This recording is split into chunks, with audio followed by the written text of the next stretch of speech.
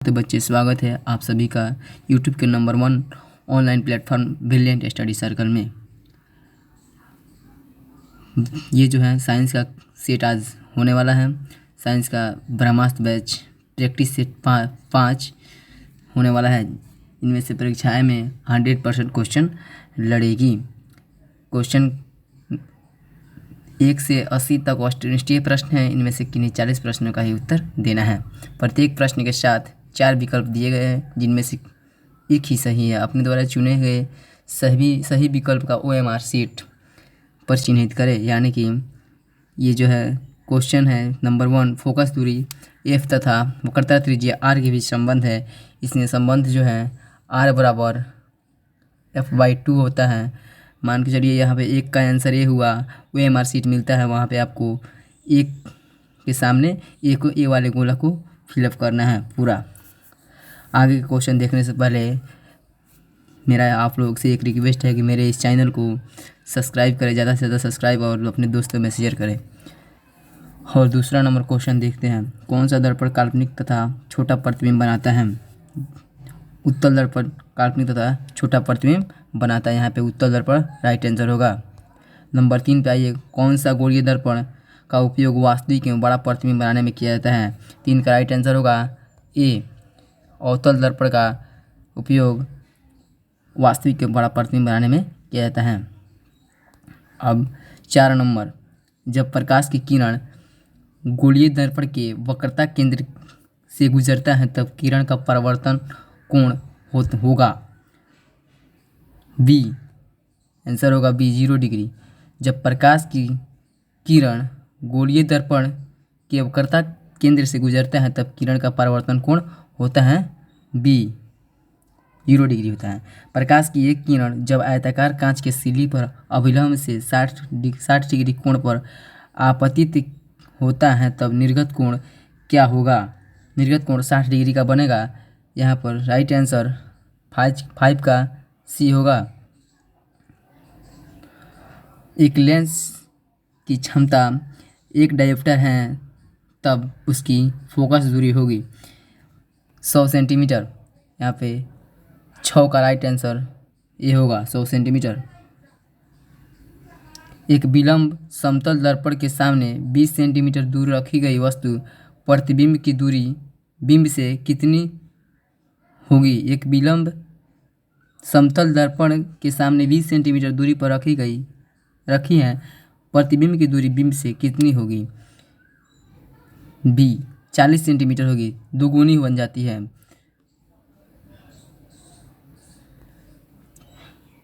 8 number question देखिए। किसी lens की क्षमता के ऐसे मात्रक हैं? किसी लेंस की क्षमता का ऐसे मात्रक डायोप्टर होता है। 8 का राइट आंसर होगा ए। मानव नेत्र में किस बिंब का प्रतिबिंब बनता है? रेटिना का। मानव नेत्र में रेटिना का प्रतिबिंब बनता है। रेटिना राइट आंसर होगा।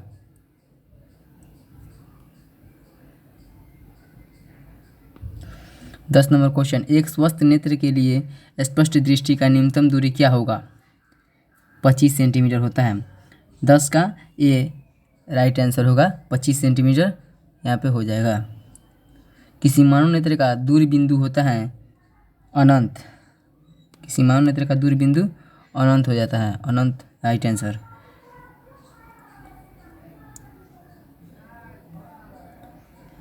एम्पियर सेकेंड किस भौतिक राशि का मात्रक है? 12 का एम्पियर सेकेंड किस भौतिक राशि का मात्रक है?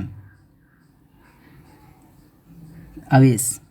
आवेश यहाँ पे राइट आंसर होगा। एम्पियर सेकेंड आवेश भौतिक राशि का मात्रक है। 13 नंबर क्वेश्चन। ओम के नियम के अनुसार विद्युत धारा एक प्रतिरोध R द्वारा तथा विभवांतर V में संबंध है V बराबर IR। ओम के नियम के अनुसार विद्युत धारा I प्रतिरोध R तथा विभवांतर V में संबंध है V बराबर IR का संबंध यहाँ पे हो जाएगा। ये आंसर होगा। किसी चालक के प्रतिरोध का ऐसे मात्रक, किसी चालक के प्रतिरोध का ऐसे मात्रक ओम होता है। 14 का राइट आंसर होगा ओम। ए। विद्युत शक्ति के लिए सूत्र हैं 15 का राइट आंसर होगा बी। विद्युत शक्ति के लिए सूत्र हैं P बराबर V/I। विद्युत बल्ब में निष्क्रिय गैस इसलिए भरी जाती है कि टंगस्टन के फिलामेंट वाष्पित न हो। टंगस्टन का फिलामेंट वाष्पित नहीं होते हैं। कौन सा गैस खाना बनाने के लिए उपयोग किया जाता है? तो यहाँ पे सभी स्टूडेंट्स को मालूम होगा कि यहाँ पे LPG गैस खाना बनाने के लिए उपयोग किया जाता है और ये सभी बायोगैस का भी खाना बनाने में उपयोग किया जाता है। और यहाँ पर CNG जो है इसका उपयोग खाना बनाने में नहीं किया जाता है, इसका उपयोग वाहन में किया जाता है। 17 का राइट आंसर बी हो जाएगा। नींद में से कौन दृष्टिधारा उत्पन्न करता है? यहाँ पे दृष्टिधारा बैटरी और विद्युत धारा दोनों उत्पन्न करते हैं। जनरेटर जो है वो प्रतिवर्ती धारा उत्पन्न करता है, दृष्टिधारा नहीं करता है। यहाँ पे आंसर हो जाएगा बैटरी और विद्युत धारा, जो कि डी में ए और सी दोनों दिया गया है। डी इसका राइट आंसर हो जाएगा। नींद में से कौन सा भाग विद्युत मोटर का नहीं है? 19 नंबर का आंसर होगा डी लेंस। लेंस जो है मोटर में नहीं आता, ये जो है नेत्र में पाया जाता है लेंस। CNG किस प्रकार का गैस है? CNG सपिंडेता प्राकृतिक गैस है। CNG जो है सपिंडेता प्राकृतिक गैस है। सौर ऊर्जा एक अनवीकरणीय ऊर्जा है या नवीकरणीय स्रोत है, या ए और इनमें से दोनों होगा या इनमें से कोई नहीं होगा? बताइए। 21 का राइट आंसर होगा नवीकरणीय स्रोत है। सौर ऊर्जा जो है एक नवीकरणीय स्रोत है। 22 नंबर क्वेश्चन देखना होगा यहाँ पे। जो ईंधन जलने पर कम धुआं देता है और अधिक ऊष्मा उत्पन्न करता है वह क्या कहलाता है? ऑप्शन नंबर ए उत्तम ईंधन, बी खराब ईंधन, सी अति खराब ईंधन, या इनमें से कोई नहीं। 22 का जो है आंसर यहाँ पे फटाफट से मार लीजिए। 22 का ये होगा उत्तम ईंधन। यदि धारा का मान तथा दिशा दोनों समय के साथ बदलता है तब धारा कहलाता है। ए प्रतिवर्ती धारा, बी दृष्टि धारा, सी प्रतिवर्ती धारा और दृष्टि धारा दोनों, या डी इनमें से कोई नहीं। 23 का जो राइट आंसर होगा ये प्रतिवर्ती धारा होता है। प्रतिवर्ती धारा होता है। 24 नंबर क्वेश्चन। साग सब्जियों का विघटित होकर कंपोस्ट बनना किस प्रकार की अभिक्रिया है? ए अवक्षेपण, बी ऊष्माक्षेपी, सी ऊष्माशोपी, या डी संयोजन। इसमें से राइट आंसर होगा बी ऊष्माक्षेपी होगा। ऊष्माक्षेपी यहाँ पे राइट आंसर ऊष्माक्षेपी हो जाएगा। ऊष्माक्षेपी। CuO+H इक्वल टू Cu+H2O किस प्रकार की अभिक्रिया है?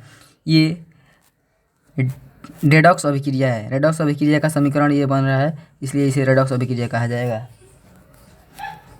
जल के एक अणु में हाइड्रोजन एवं ऑक्सीजन के परमाणु की संख्या का अनुपात क्या है? ये सभी स्टूडेंटों को मालूम होगा कि जल के एक अणु में हाइड्रोजन एवं ऑक्सीजन के परमाणुओं की संख्या का अनुपात 2:1 होता है। 2:1 होता है। 27 नंबर क्वेश्चन देखा जाएगा यहाँ पे। निम्न में किस विलयन का उपयोग दीवार की सफेदी करने के लिए किया जाता है? CaOH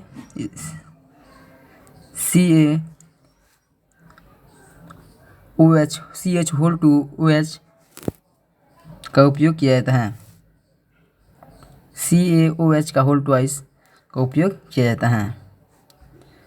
28 सोडियम कार्बोनेट के जलीय घोल में मिथाइल ऑरेंज का घोल मिलाने पर घोल का रंग परिवर्तित होकर कैसा हो जाता है? 28 का आंसर ए होगा। सोडियम कार्बोनेट में जलीय घोल के मिथाइल ऑरेंज का घोल मिलाने पर घोला का रंग परिवर्तित होकर पीला हो जाता है। पीला। मधुमक्खी का डंक एक अम्ल छोड़ता है जिसके कारण दर्द और जलन का अनुभव होता है, यह कहलाता है।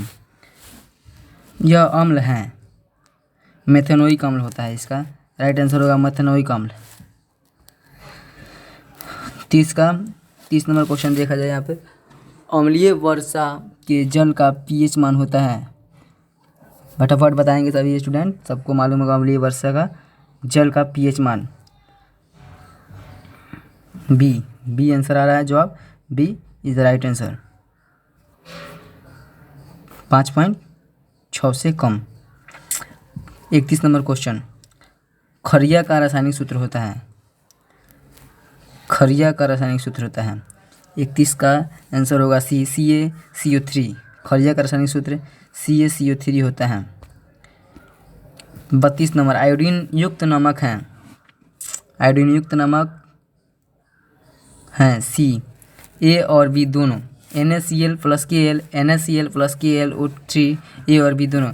जिसमें NaCl दिख जाए वो आयोडीन युक्त होता है। Na यानी सोडियम, सोडियम का संयुक्त, सोडियम को ही आयोडीन के दूसरे नाम से जाना जाता है, सोडियम आयोडीन। जिसमें दिख जाए उसे राइट आंसर मार दिया जाएगा C। अम्ल और क्षार आपस में अभिक्रिया कर बनाते हैं। अम्ल और क्षार आपस में अभिक्रिया कर क्या बनाते हैं? सभी भी स्टूडेंट को पता होगा कि अम्ल और क्षार आपस में अभिक्रिया करके लवण बनाते हैं।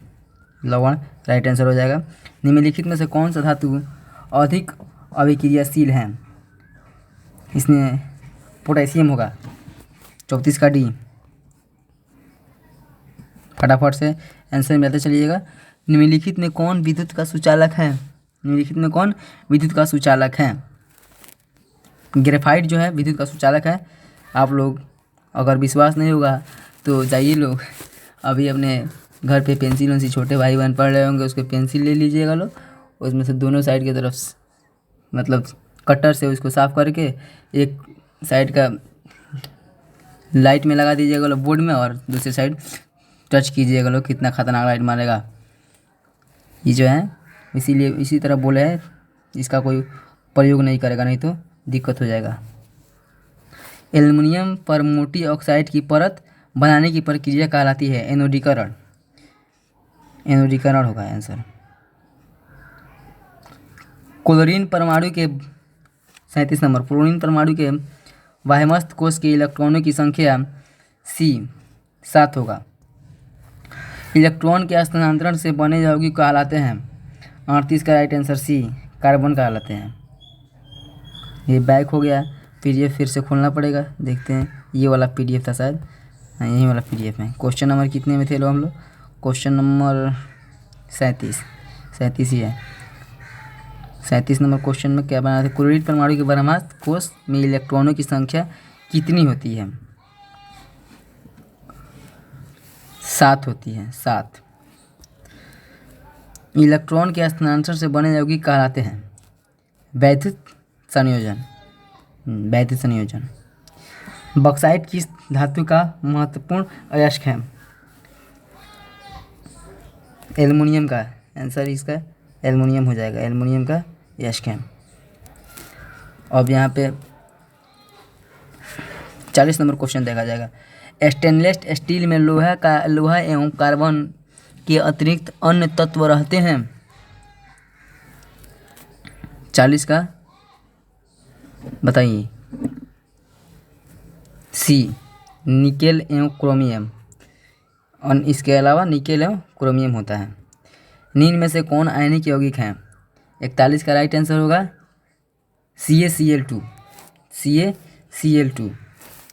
C, गंधक की परमाणु संख्या होगी 16। गंधक और सल्फर एक ही नाम है। कौन सा हाइड्रोकार्बन सबसे सरल यौगिक है? 43 का आंसर होगा मीथेन। कौन सा हाइड्रोकार्बन सबसे सरल है? मीथेन। सबसे कठोर प्राकृतिक पदार्थ?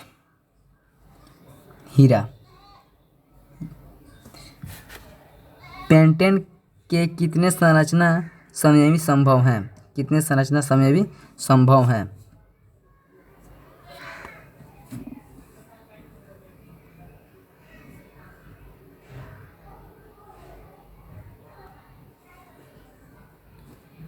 पैंतालीस का राइट आंसर हो जाएगा B, 3 संरचना समयोजन संभव हैं। B राइट आंसर हो जाएगा। एथिल अल्कोहल का IUPAC नाम एथेनॉल। वनस्पति तेल में होता है लंबी असंतृप्त हाइड्रोकार्बन श्रृंखला। जी, लंबी असंतृप्त हाइड्रोकार्बन श्रृंखला होता है। आवर्त सारणी के किस आवर्त में के तत्वों में कौन सा गुण समान होता है? कक्षों की संख्या समान होती है। आवर्त सारणी के शून्य समूह का तत्व कहलाता है हीलियम।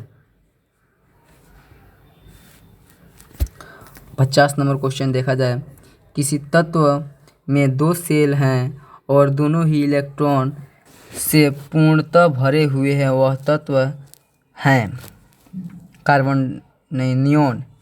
नियॉन इसका राइट आंसर हो जाएगा, नियॉन।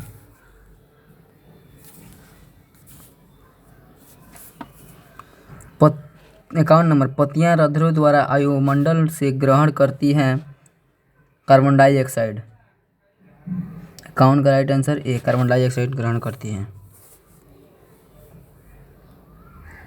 ब्रह्मास्त्र बैच 52 नंबर, ब्रह्मास्त्र बैच का 52वां नंबर क्वेश्चन, निम्नलिखित विकल्पों में से किसमें मृतजीवी पोषण है? डी, ए, बी और सी सभी में। कवक, यीस्ट और मशरूम सभी में मृतजीवी पोषण पाए जाते हैं। निम्नलिखित में कौन सी प्रतिक्रिया परागण संश्लेषण प्रक्रम में नहीं होती है? 53 का राइट आंसर हो जाएगा CO2 का मुक्त होना, बी। 54 नंबर, पाचन क्रिया पूर्ण होती है छोटी आंत में। 55 नंबर क्वेश्चन, हाइड्रा में क्या पाया जाता है? 55 नंबर क्वेश्चन किधर गया? हाइड्रा में क्या पाया जाता है? हाइड्रा में क्या पाया जाता है? मस्तिष्क, तंत्रिका, मुख या स्पर्शक? हाइड्रा में स्पर्शक पाए जाते हैं।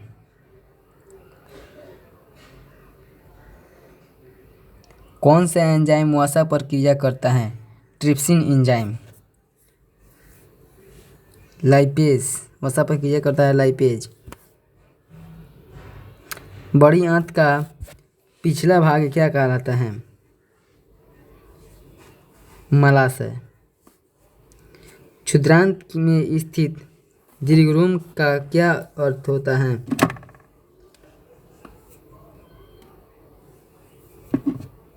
अवशोषण का सतही क्षेत्रफल बढ़ाना, अवशोषण का सतही क्षेत्रफल घटाना, या अवशोषण अवरुद्ध करना, या इनमें से कोई नहीं। 58 का राइट आंसर हो जाएगा ए, अवशोषण का सतही क्षेत्रफल बढ़ाना। फिर से बैक हो जा रहा है ये।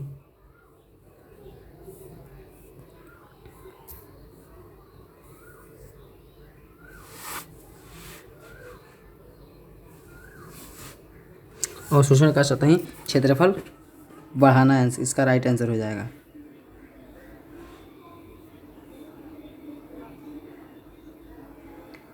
ऊर्जा उत्पादन के लिए कोशिका प्रायः किसका उपयोग करती हैं?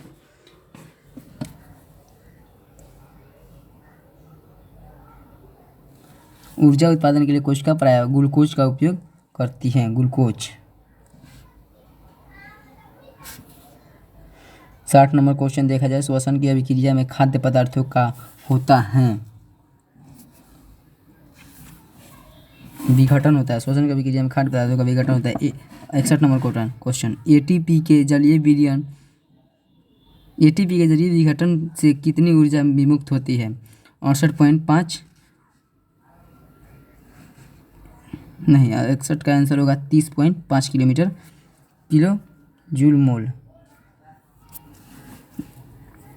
62 नंबर क्वेश्चन, स्टोमाटा का मुख्य कार्य क्या है? में सभी। O2 का निष्कासन, CO2 गैस अवशोषण, जलवाष्प का निष्कासन, इनमें सभी। हृदय का पेसमेकर कहते हैं। 63 का ए, NSA नोड। हृदय से रक्त यानी रुधिर का संपूर्ण शरीर में पंप किया जाता है निलय द्वारा। 64 का बी आंसर हो जाए। लाल रक्त कोशिका के हीमोग्लोबिन का एक अणु ऑक्सीजन के कितने अणु के साथ संयोग कर सकता है?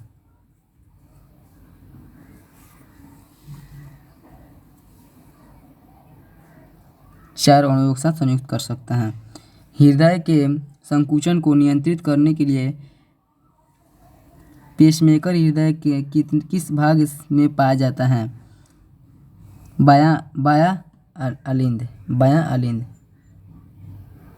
इसका राइट आंसर होगा। रक्त के चारों तरफ उपस्थित सुरक्षात्मक द्रव्य कहलाता है पेरिकार्डियम द्रव्य इसका राइट आंसर हो जाएगा। पौधे में उत्सर्जन होता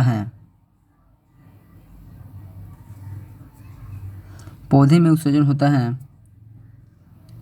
पतरंध्रों द्वारा पत्तियों के गिरने से छाल में के बलगावे से इनमें सभी के द्वारा पौधों में उत्सर्जन होता है। मछलियों में उत्सर्जन पदार्थ क्या है? मछली में उत्सर्जन पदार्थ अमोनिया होता है। अमोनिया इसका राइट आंसर हो जाएगा, अमोनिया होता है। ग्वाइटर अथवा घेगा होता है आयोडीन की कमी से। और अंतःस्रावी ग्रंथियों से क्या स्रावित होता है? हार्मोन स्रावित होता है। इनमें जनन ग्रंथि कौन है? अंडाशय या वृषण या थायराइड या ए और बी दोनों? 72 का राइट आंसर हो जाएगा डी, अंडाशय और वृषण दोनों। गर्भवती महिला के प्रसव के आखिर समय में कौन सा हार्मोन दिया जाता है? इसका राइट आंसर हो जाएगा ऑक्सीटोसिन हार्मोन दिया जाता है। 74 नंबर क्वेश्चन देखा जाए, नर युग्मक एवं मादा युग्मक के संयोजन से क्या बनता है? नर युग्मक और मादा युग्मक के संयोजन से जाइगोट बनता है, जाइगोट। 75 नंबर क्वेश्चन, काउपर ग्रंथि का मुख्य कार्य क्या होता है? काउपर ग्रंथि का मुख्य कार्य क्षारीय द्रव्य स्रावित करना होता है। 76 नंबर क्वेश्चन, निम्नलिखित में कौन एक उभयलिंगी जंतु है?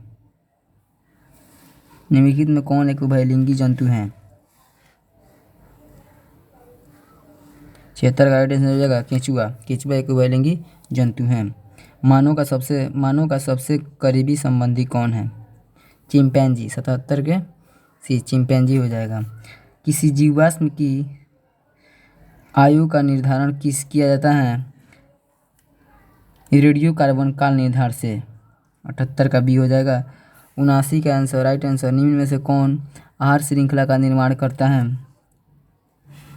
78 का 79 का राइट आंसर हो जाएगा बी, घास, बकरी तथा मानव।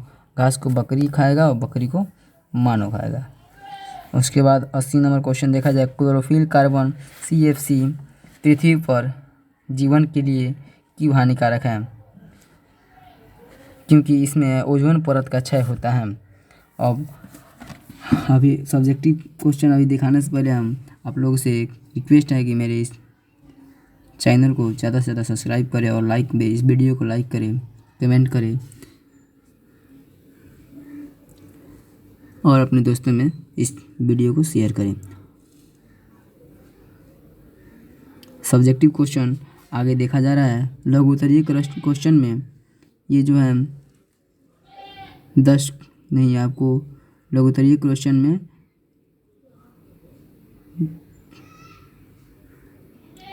30 क्वेश्चन दिया गया है। देख लीजिए, लघु उत्तरीय क्वेश्चन में 28 और दीर्घ उत्तरीय में 2 क्वेश्चन दिया गया है।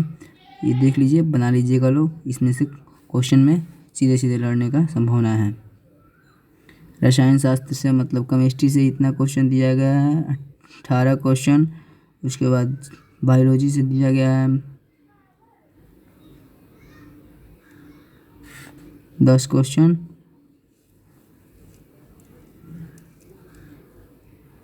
ऊपर फिजिक्स से दिया गया है 10 क्वेश्चन। देख के बना लीजिएगा, 10-10 क्वेश्चन सबसे दिया गया है, 30 क्वेश्चन आपको दिया गया है। यहाँ पे नीचे ऑब्जेक्टिव का आंसर है, मिला लीजिएगा लो।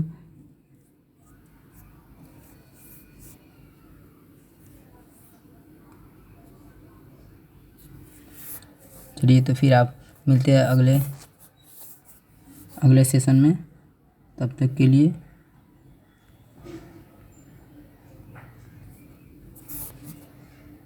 Good bye.